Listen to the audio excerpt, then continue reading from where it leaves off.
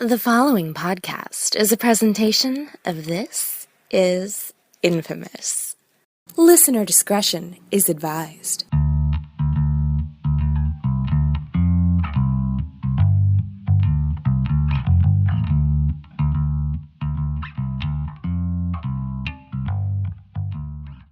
Thank you for tuning in to the latest edition of the Lifted Embargo. I'm your host, Billy Donnelly, as always, who you can find at joeblow.com or This Is Infamous. And, well, this is the podcast where we review the brand new movies that are hitting your local neighborhood movie theater, multiplex, wherever it is that you're seeing the finest in cinema, I guess, and letting you know what it is that we think about it. So every week, joining me, I try to find a brand new critic, or a different critic at least, to offer up some sort of different perspective, not just me. But as a result, we can then have a discussion, an opinionated discussion about the films in question being released this coming weekend. So this week, I brought on one of my favorites, one of my favorite guests, a good friend from this podcast who has joined us previously. You can find his work at USA Today and also follow him on Twitter at Brian Truitt. Brian Truitt joins me this week. Brian, thank you very much, man. Hey, how you doing, man? It seems like I roll you out for the big ones. I'm OG Lifted Embargo. Every time, yes. Every time we seem to have a large film to talk about, I'm like, Brian will always give me a good discussion. So let's try and get him. And this week we have another large film to discuss, and it's a film that's generating some opinions, and that would be Suicide Squad, the latest and most recent entry or chapter into the DC cinematic universe. And look, I think we both are going to have a lot to say about this film. We're going to have a lot to discuss about this film, so I'm just not even going to waste any time and just jump right into it. Suicide Squad is directed by David Ayer. It features an ensemble cast starring Will Smith, Jared Leto, Margot Robbie, Joel Kinnaman, Viola Davis, Jai Courtney, Jay Hernandez. The list goes on. Cara Delevingne. The list goes on and on pretty extensively. And this film dates back to sort of one of the DC comic properties where a band of supervillains are assembled to basically fight other metahumans or other potential threats to the human race, in exchange for reducing their sentences along the way. Basically, it is if they help, then they get a reduction in their sentence. If they die or screw things up, well, then they're just supervillains, and it sort of gives a nice, easy thrown under the bus for whatever missions exist. So in this case, this is sort of the origin squad of the Suicide Squad, featuring such characters as Deadshot, Harley Quinn, Killer Croc, El Diablo, and so on and so forth. That's pretty baseline as far as we are concerned. This is now the third film in the DC Cinematic Universe following Man of Steel and Batman v Superman: Dawn of Justice. All right, Brian, Suicide Squad. What did you think of this film? I mean, I'm as Variety has now deemed me, I am an outlier. It's going to go on the movie poster of my life. Variety says Brian's an outlier. I loved it. I mean, it's interesting because I saw it like almost a month ago by myself in a screening room, and absolutely, I had such a fun time with it. Because I'm an old school Suicide Squad fan. I love the comics from the '80s. Those were some of my favorite stuff, and it hit all the right. And in terms of all the characters and stuff, hit all the right notes for me. People are saying it's a complete mess.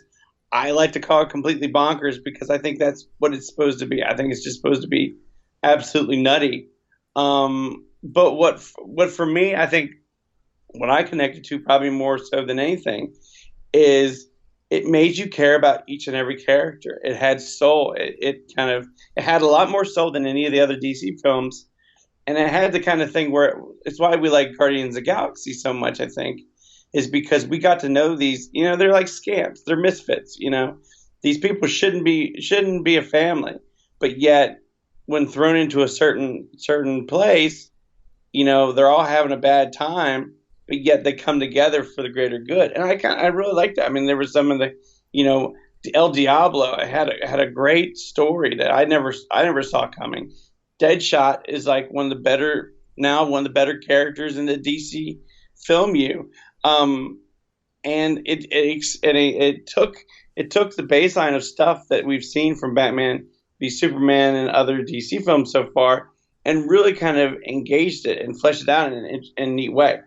It is. I mean, is it Citizen Kane? No. I mean, is it like Star Wars? No. But it taps into something that's really kind of neat. It's an interesting concept, and for me, it really worked. I probably could not disagree with you more on this film. I'm an outlier. You are. Roddy's already told me I'm an outlier. So. Well, which is perfectly fine. And, as we talked about sort of before we even started rolling here, sort of the divisiveness of the fan culture, the fact that you like it is fine. Like the fact that you found something in this film that resonated with you and connected to you is fine. There's absolutely nothing wrong with that. And the fact that I do not like this movie really one bit, that's also perfectly fine. It is okay for us to view the same movie in two completely different ways. So this is sort of our peace summit on fan culture. Look, I found this movie to be a train wreck, sort of from beginning to end. There are things to like about it. I will give you that. I find that this film is incredibly well cast. Okay, I think that's one of a good start for it. I think mostly every character and how they cast it, from Margot Robbie as Harley Quinn to even Jai Courtney as Captain Boomerang, even though he doesn't have a lot to do in the film. But even that character, if you could make Jai Courtney watchable, I think you've achieved some sort of feat. But I think the issue with the film is that once they had all of these actors and actresses in place very, very almost perfectly in these characters, they then had no idea what to do with them. Because the film has like a 10 or 15 minute introduction of just every character, where they just sort of roll through every character, who they are, how they got here, and why we're paying attention to them to begin with. And for a film that I was actually anticipating and excited about going in, I found very quickly that just sort of sucked the energy right out of the film, because I'm waiting for it to do something, and all it's doing is telling me who everybody is. Now, I get the fact that some of these characters you may not be all that familiar with. They're not the brand names of the DC Cinematic Universe unless you're a diehard.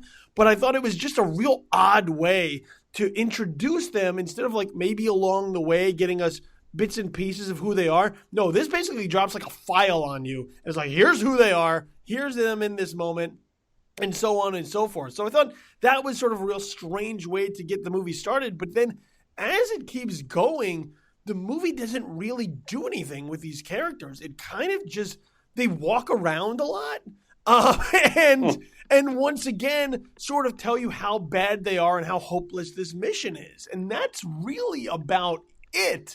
And look, I think there are some interesting aspects where they do try to humanize some of the characters. Deadshot I wasn't really a fan of, because I think it's sort of, I had some issues with different Will Smith performances. I think Will Smith can be really good at times, but when Will Smith plays Will Smith playing a character, I sort of check out. And I thought Deadshot was sort of that. It was Will Smith playing Deadshot, and not really just sort of a seamless Deadshot being part of the fabric. But you bring up like El Diablo as sort of this gangbanger in LA who has sort of this incident dealing with his powers. And I thought that was sort of heartbreaking in a way, to here's a way to sort of humanize this character, make you feel something for them. But then the rest of the movie doesn't do anything with that. So I just found it to be very incoherent and very unbalanced from moment to moment, where it really didn't feel like it knew what it was doing, except to get a bunch of characters in the DC cinematic universe, throw a bunch of shit at the wall, and then before it could even see what stuck, because this movie's so ADHD, it's already on to the next thing before you can really let any of it sit with you. But it sounds really weird. I guess as a critic saying it, but I think it fits. I think that's why it works for me, is because it's a train wreck. It reflects. That's not a ringing endorsement. But it reflects the characters, because the characters are nutty, and I feel like, kind of the train wreck kind of thing just kind of feeds into that a little bit, because of course the thing's a train wreck because their lives are a train wreck a little bit. I don't. He probably wasn't going for that, but that's how I read it as. My problems with the movie now, I think you mentioned one of the crux of the things, and it's why I can't stand kind of the X-Men franchise most of the time. There's too goddamn many people you have to do something with, and I feel like Captain Boomerang was one of my one of the coolest characters in all the marketing stuff. I couldn't wait to see what he did, and they just didn't have enough stuff for him and Katana to do. Karen Fukuhara's character, who again, that's a really neat character from the comics. She's got a sword that has the souls of everybody it kills in it. That's kind of an interesting little thing. But it's, other than a 2 scenes, we don't really get much of that. So it's got, the cast is kind of too big. The thing where you said the graphic introduction thing, that was hey, let's do Guardians of the Galaxy writ large. The kind of the prison scene, the quick meet and greet, but have a little origin story involved in that. I agree with you. I think that could have been just parsed out a little bit better, which it kind of was too, and especially in Harley Quinn's case. You got flashbacks for her and Joker throughout the whole movie, and for me, and I saw it again last night, and I think for the second time, the Cara Delevingne character kind of annoyed me more this second time, because I'm not sure I registered, and I just thought she was just wacky personified. The first time I saw it, as it goes into the Ghostbusters-esque climax, but kind of seeing it again after, I wrote my review and then I watched it again last night as a refresher, just for all the crap I'm going to have to write about it now. I was a little bit more annoyed with her and how weird she was. Yeah, so. Let me talk about that, and I'm going to bring out the spoiler warning right now, because I've been heavily bombarded with people saying, "You didn't put a spoiler on this. You didn't put a spoiler on that." When I released my video review, and it was once again, what is fair game, what it is that we can talk about, because right now everything gets classified as a spoiler unless somebody sees it in the 2 minutes of the trailer. So I'm just going to throw out the blanket spoiler warning for everything we're going to talk about coming up. So if you want to go into Suicide Squad fresh, just pause and come back to us at this point maybe. Otherwise, what we're going to talk about, some of it will be spoilerish, and some of it is just things that happen within the film to establish the structure of the movie. But you bring up Cara Delevingne as Enchantress, who is set up as the villain of the film. And the villain of the film doesn't do anything, and that I think is also one of the issues I had sort of with this film. And it's a problem that a lot of comic book movies wind up having, is they don't know what to do with the villain. They spend so much time on building the heroes, which is fine, because if it's a hero movie, the focus should be on the hero. But if the hero is going to do something heroic, or in this case, these horrible heroes are going to, do something redeeming or heroic, they need to have a real threat on the other end. And here, there is no real threat. You have sort of this army of cannon fodder, these bubble-faced monsters that are just sort of created that nobody really knows why or what they're supposed to do or anything like that. They're not even really menacing or threatening. They're just sort of mowed down with ease by the superhero villains, I guess. And then at the other side, you have Cara Delevingne as the Enchantress, who's building this weapon that nobody talks about. Nobody knows what it does. Nobody knows what it's supposed to do. Nobody knows why we're afraid of it. It's really just a swirling light show in the sky that everybody talks about how, oh my God, this cataclysmic event is on tap. But I don't even really think Enchantress discusses what it is that it's going to do, other than at some point when the time is right, coincidentally, when the heroes show up to confront her, it's then going to go into action. And then she's armed with her CGI brother, who, first of all, looks atrocious for a 2016 movie. It looks like something you would have seen in like 1994 at the height of like what then was like a big budget movie, around like $90 million or something like that. So you watch all of this sort of come together, and once again, as these characters are just sort of walking through the city to get to this point, you never really get the sense that there's any danger lurking. They're really in any sort of peril, other than the fact that, they have like an implanted device that may blow their head off if they leave. But the actual thing that's supposed to kill everybody never really feels like it's going to kill anybody. Yeah, I mean, I agree with that somewhat. I think it's like Apocalypse in the X-Men movie. He just does a bunch of stuff with the light show, but never actually does anything. He just like wrecks a bunch of shit.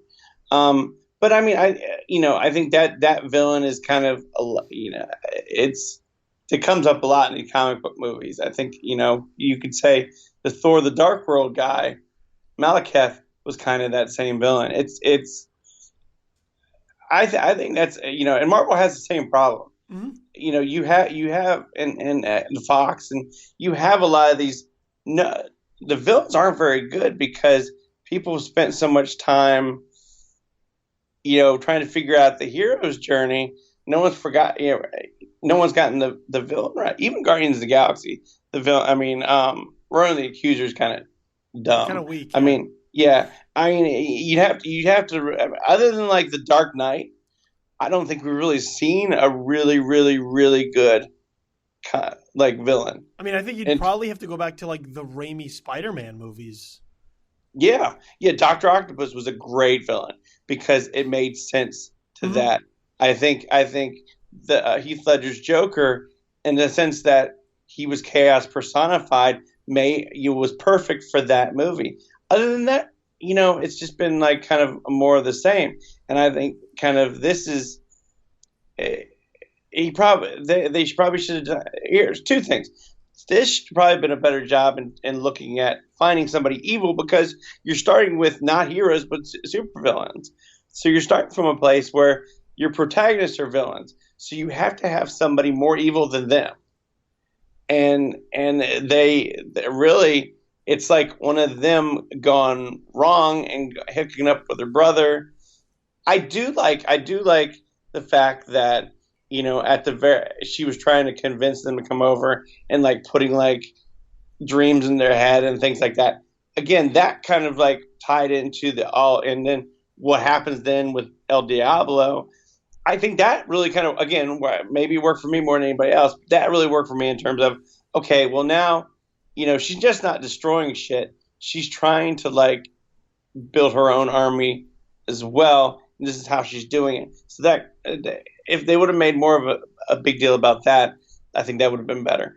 But also, for my second point, they should have like had her maybe as like connected to, we've already kind of seeded Darkseid in Batman v Superman, and you would think they're all going to lead to that in the Justice League movie down the line. But they should have connected to the New Gods. I mean, someone should have had some brains over there and been like, okay, well, if we need a magical character, let's go pull anybody from Apocalypse, bring them on over, and then kind of you at least kind of can build out the DC films a little bit there. And if you're just going to throw a villain at the wall, you might as well have it make sense in terms of the overall bigger scope of the thing.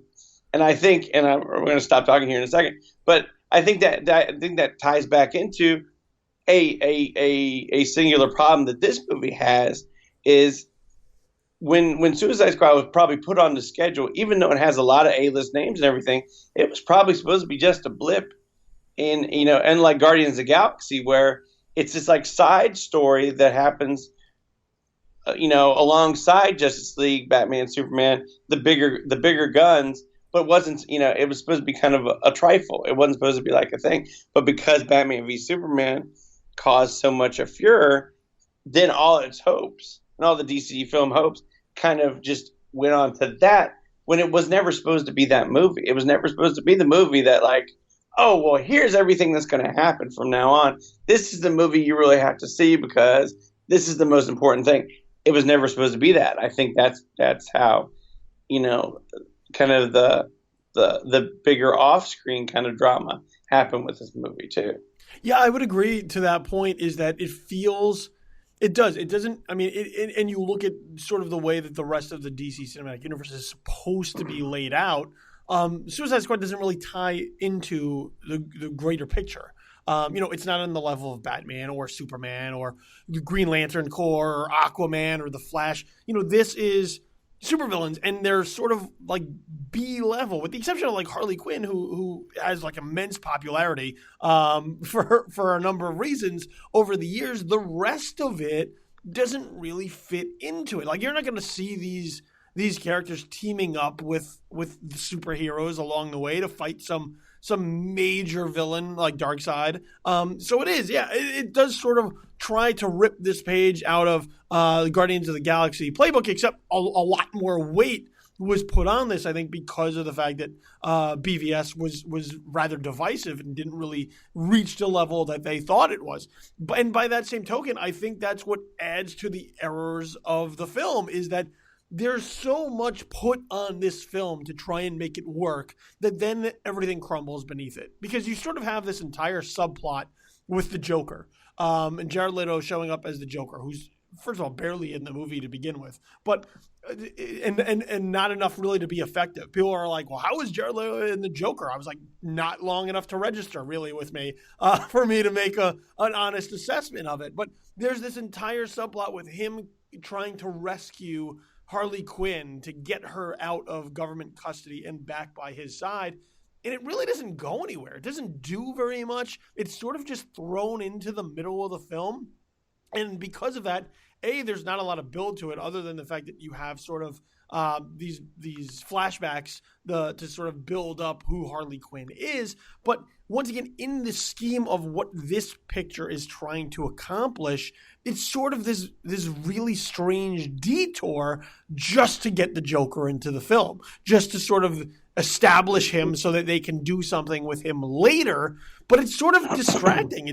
I mean, there are things that happen, and I don't want to do where I'm comparing like Marvel to the DC, because I think that's sort of how the divisiveness starts. But I think the way that the Marvel films sort of work, where they will drop little Easter eggs, they're little small things to build. They're seeds to build to a plant later. We'll water them over time, and they'll grow to something later that will mean something for us. When it comes to this, there's no seed planted. They just took the tree and they stuck it right in the ground, and they were like, here it is. Look at it. It's amazing, isn't it? And you're like, nah, it probably would have been better if we grew it a little bit more organically. So I think you have that issue with this film, is that it is trying to do a lot of heavy lifting for the rest of the universe, but really the focus should have just been on this film, because I think that's really where the incoherence comes into the movie, is that it's just all over the place. And I want to touch upon your point about the villains as well. I think there is somewhat of an interesting angle that's actually in the palm of their hands that they don't do enough with. Once again, another problem, just a recurring theme throughout the film, is Viola Davis as Amanda Waller really could be the villain of this film. The good guy as the bad guy, with the bad guys being the good guy, is a really interesting dynamic to explore within the film, because being sort of the head of this government agency who just sort of is result driven, we're gonna take care of this mission, we're gonna keep these bad guys in check, and is sort of ruthless and cutthroat and just has like ice water in her veins, that is sort of a villain, especially because of the fact that they do make attempts, even though I don't know that they always land, to humanize the Suicide Squad, to humanize those characters, just to sort of see that there's something more to them, different layers to them than just people who do bad things, and see the person who's supposed to be doing the good things as bad. That, I think, might have been a much more interesting and compelling angle for the film to take, but it sort of just throws it out there, does nothing with it, and then goes right back to the laser light show. Mm-hmm. Yeah, I think if they would have, they should have made. I mean, they could have done a lot with Amanda Waller. I feel like they probably could have done a lot more with. We could have seen a lot more with Rick Flag and June Moon pre-Enchantress, or kind of not Enchantress June Moon, to figure out why we should care about those two, especially why Rick Flag is crying in his shot glass in that bar. But again, those are things that kind of, it seemed like they took a back seat to. We need to have as many people on the street as possible. Not only kind of the squad, but we have Scott Eastwood and the other soldiers who, why, I don't even know why they're still there. Yeah, it's really, it is this real weird mix, because they're like, well, we need to have this Black Ops team go along with them, and it's like, well, if this is the team that you're going with, why do you need the supervillains? And if you're going with the supervillains, why do you need this other squad? Is it just so, I guess maybe you can have some people to be captured or some people to be transformed into these, weird army creatures? I don't know, but it does seem to be the film for me doesn't seem to be well thought out. And I think that's one of my biggest issues, is that from scene to scene, it just seems to sort of change with what's convenient or what will serve the purpose of that scene. There's no real consistency that works throughout the film, so that by the end, I really was just sort of like, I don't know what the hell I just watched. Still to this day, it's a couple of days later, I'm still not quite sure what I watched. Yeah, I mean, I get that to a certain degree, and it's but I guess again for me, kind of, it's not the best of its genre for sure, but it's for me it really worked, though, even though it was just kind of it was a mess in certain ways. When the stuff that really landed, and the fact that it had really good acting, probably the better acting than I've seen in a lot of superhero movies. The fact that that scene where you have Deadshot and Batman, and Deadshot's about to shoot Batman, and his daughter gets in the way. That, I mean, we never seen a moment like that in a superhero film, because it's twisting what we, kind of, because we're always on the hero's journey because we're spending so much time with them, but it tweaks that a little bit. It puts you in the eyes of a villain and somebody who's just really just, I mean, not a screwed up person, but he's trying to be a dad more than anything. And, he's just like, oh, crap, now I got to deal with Batman. But what does he do when his daughter gets in the way? And, he has to make a hard decision about that. So for me, that really that's a nuanced thing. We have not ever seen that thing. We've never seen a Joker who's kind of like just a dude. I mean, it's not like, no, it's just, but again, if the Joker was real, he would not be like Cesar Romero or Heath Ledger. He would be that guy. He would be the guy who thinks he's, I don't know. He might be like He might be like Heath Ledger. The way that the internet works these days, that guy might be out. He just wants to burn it all to the ground. The Cesar Romero point. Point well taken on that, though. But it would make sense for a modern Joker, especially for this movie where everybody else is tattooed up. to be a guy who's trying to really be too cool for school, he's trying to like, instead of like really trying to take down the bat, he's trying to make fun of the bat whenever possible. It's just it's not the greatest Joker, obviously, but it's interesting because again, we've never seen that Joker before, and it's not and Leto brings something interesting to it where he's very watchable. It's creepy. He's almost like an insect, and how he moves and how he growls, and it's kind of interesting. And then and I like and it's probably like, if he spent any more time in the movie, he probably would get too old.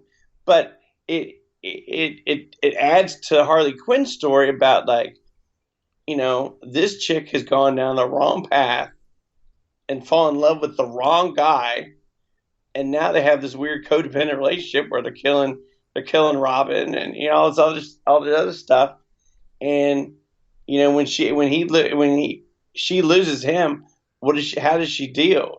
Kind of, she has to find these other people who wind up caring for her, and then she has to make a hard decision.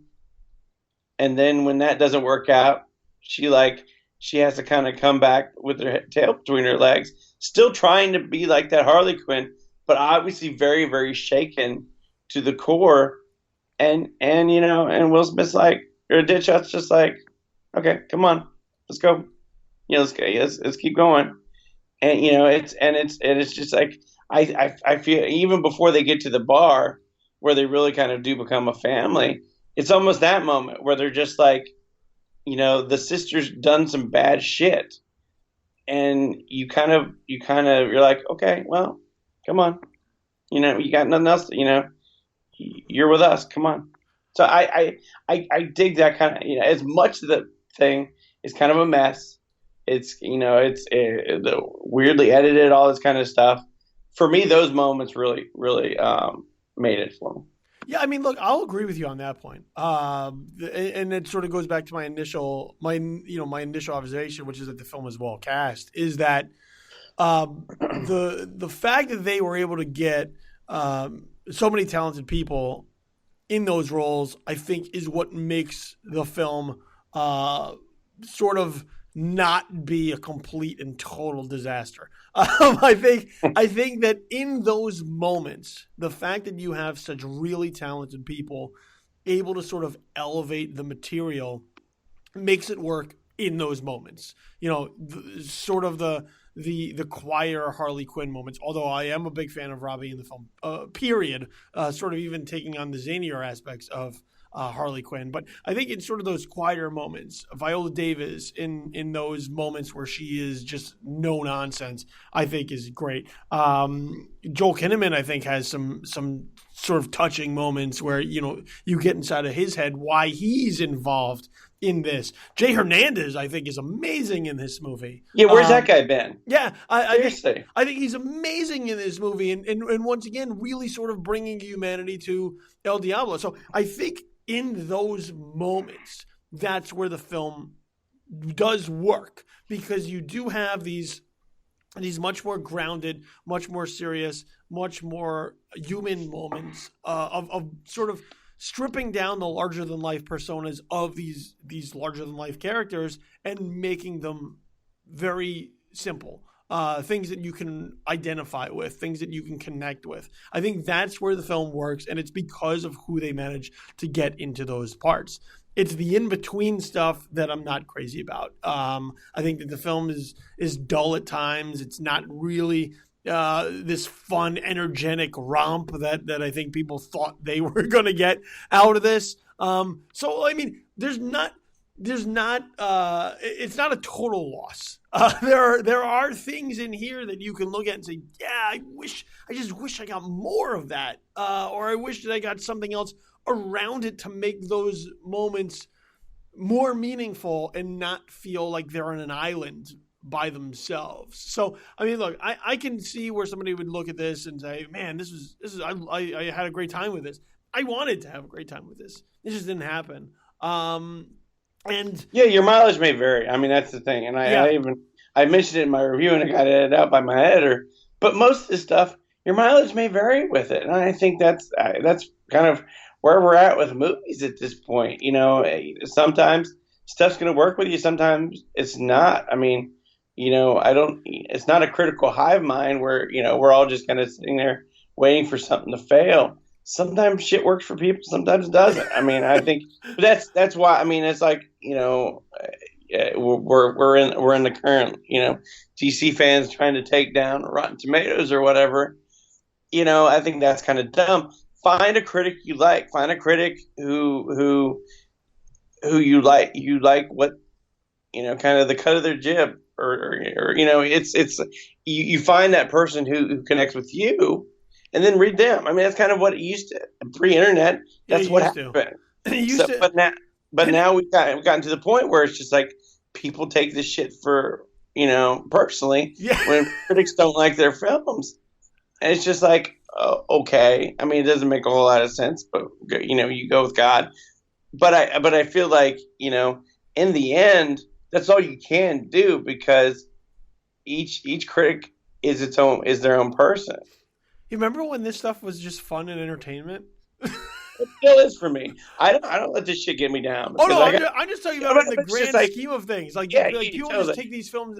People take these films way too seriously, and I'm like, we're talking about these films in a serious manner, but like we enjoy watching films. Like, that's why we do what it is that we do. This isn't life or death to us. If a movie works or doesn't work, it's not life or death. It's just we're on to watch the next one, and hopefully that one works a little bit better. And you hope that there are some that sort of stay with you, ones that you enjoy, ones that you just sort of revisit over time. And everybody's different. If we all had the same list, of like 10 movies that are amazing for all of us, the earth would be a pretty dull and boring place. So, you just gotta, and even then, and I tell people this all the time, what I say about the film, what you say about the film, it doesn't really matter. No. It's just what we think of the film. We're relaying our experience with the film. And if you sort of are in line with maybe our mindset, or we've seen eye to eye over a number of films, maybe that will help you. But if you want to go see this movie, go watch it. Go watch it and form an opinion for yourself. Nobody's telling you not to watch it. I'm telling you that if you go watch it, you may be disappointed. And Brian's saying if you go watch it, I think you may dig it, but you're never going to know unless you go see for yourself. So the people that sort of take a critical review as sort of invalidation of the feelings that they think they're going to have for a movie they haven't seen is sort of preposterous to me. It's grown more and more preposterous to me over the years. But yeah, I mean, look, this is a film that I think is going to be as divisive as Batman v Superman. I think it's going to be as divisive as Man of Steel. I think this is just a divisive approach to the material, to the DC material. And there are going to be some people who really like it and defend it and who are loyal to the brand blindly no matter what. And there are going to be people who don't like it.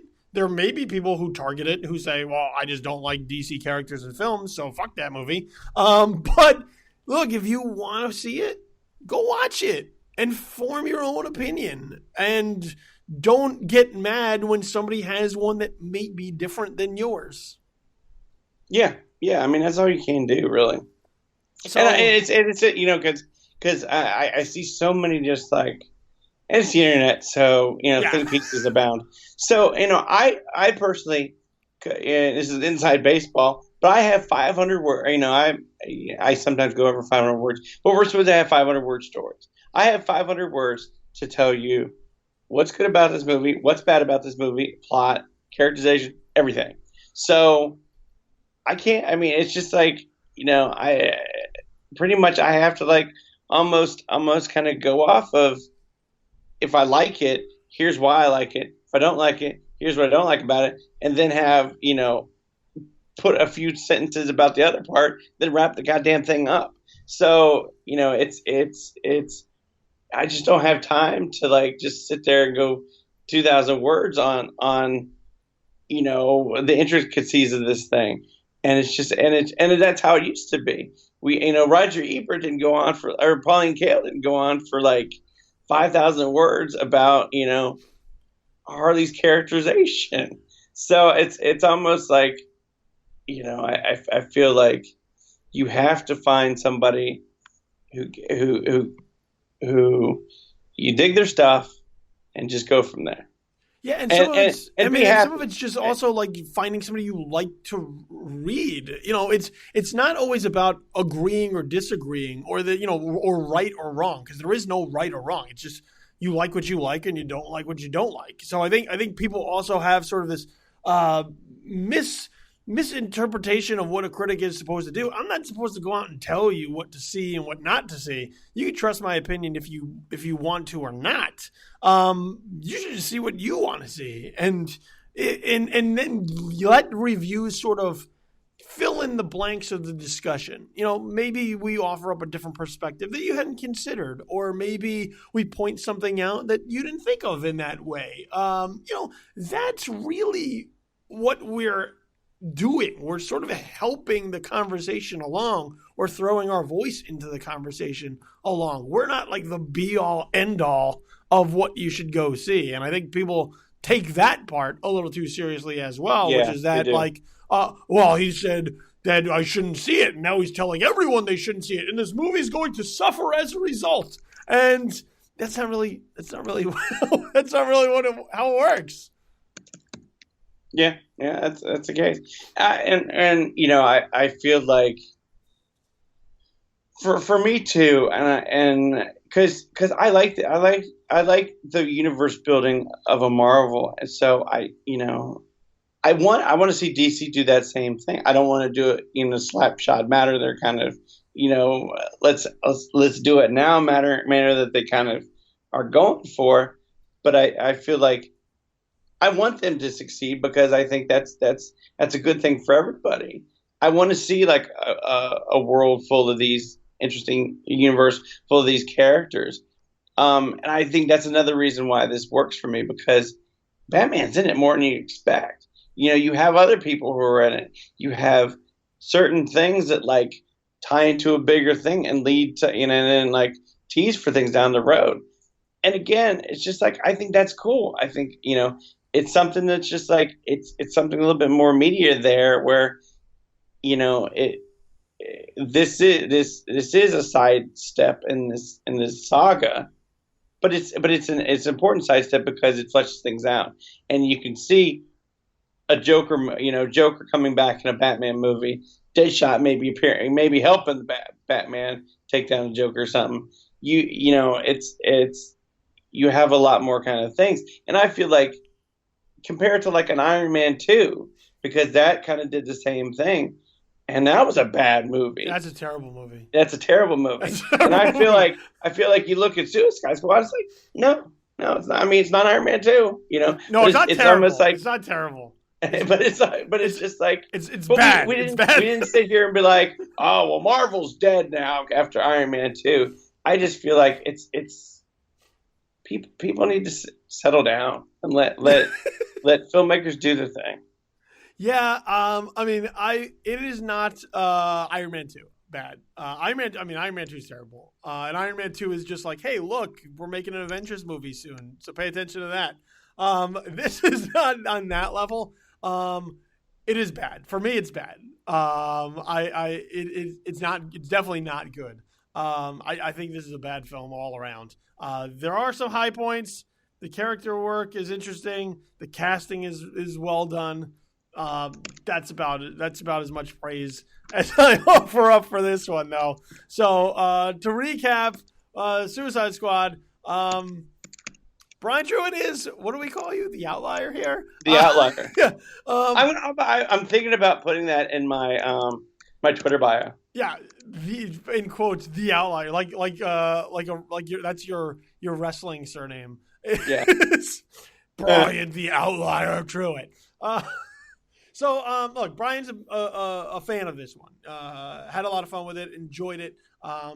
Found some of the more serious aspects of the film to resonate with him, and liked it as a sort of a sidestep in the building of the DC cinematic universe. I will agree with him on some points. I think that the film is incredibly well cast. I think some of those quieter moments work within the film. I just wish there were more of them. I think this is a lot of movie about characters walking around and being told how bad they are, with not a lot to show for it. And I didn't really have a lot of fun watching this film. And to say I was disappointed in it, I think would actually be generous to the film, because it means that it was somehow better than bad. I thought this film was really bad. So there are two extremes this week on the show as we talk about Suicide Squad. But once again, do not let that detract or deter you from going to see this film if you want to see it. If you are someone who is dead set on going to see Suicide Squad, go out, watch it, and then form your own opinion on it, having actually seen the full film in its entirety, not just clips and trailers. So with that said, Brian, before I let you go, let everybody know where it is they can find you out there in the world and on the interwebs. You can find me on Twitter at the Outlier. No, just kidding. At Brian Truitt, and I'm always at life.usatoday.com. So there you go. Make sure you read Brian's work. Apparently, there's tons of Suicide Squad stuff this week. Maybe I might get outlawed from doing it anymore. So we'll see how that works out. And then look, make sure you follow us on social media as well at Tis Infamous, TIS Infamous. That's the Twitter account of the mothership. This is Infamous, which is where this podcast is hosted. So make sure you check out all the work that goes there. Video review of Suicide Squad is up as well. If you want something a little bit more condensed than this pretty in-depth discussion, make sure you check us out at Tis Infamous for all those notifications. You can also follow me at Infamous Kid, 2 Ds at the end, for all my random ramblings and musings. My stream of consciousness put into the written word in 140 characters or less. So at Infamous Kid. Over on Facebook, 2 pages, facebook.com/tisinfamous and facebook.com/Billy the Kid. Always interesting discussion threads to follow there. So take part and participate, like both those pages, and fight through those awful Facebook algorithms. Podcasts can be found everywhere where podcasts can be found on the internet. You know that since you found this podcast to begin with. But if you have a preferred method, we're there. So iTunes, Stitcher, Google Play, Blueberry, SoundCloud, you can find the podcast there. Make sure you subscribe to the podcast so it's delivered to you every time we got a new show. And make sure you like and rate and comment. Let us know what a good job we're doing, or if it's a terrible job, just don't say anything. And that also helps with our positioning on those various methods. So just make sure you take a couple seconds to do that for us. Greatly appreciated. All my work can be found at joeblow.com, as well as This Is Infamous.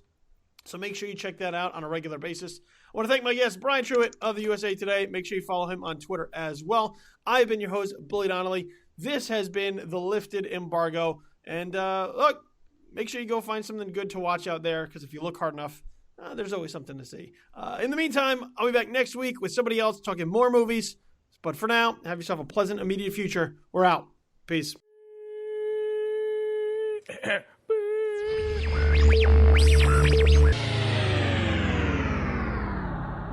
The Lifted Embargo is a podcast presentation of This Is Infamous.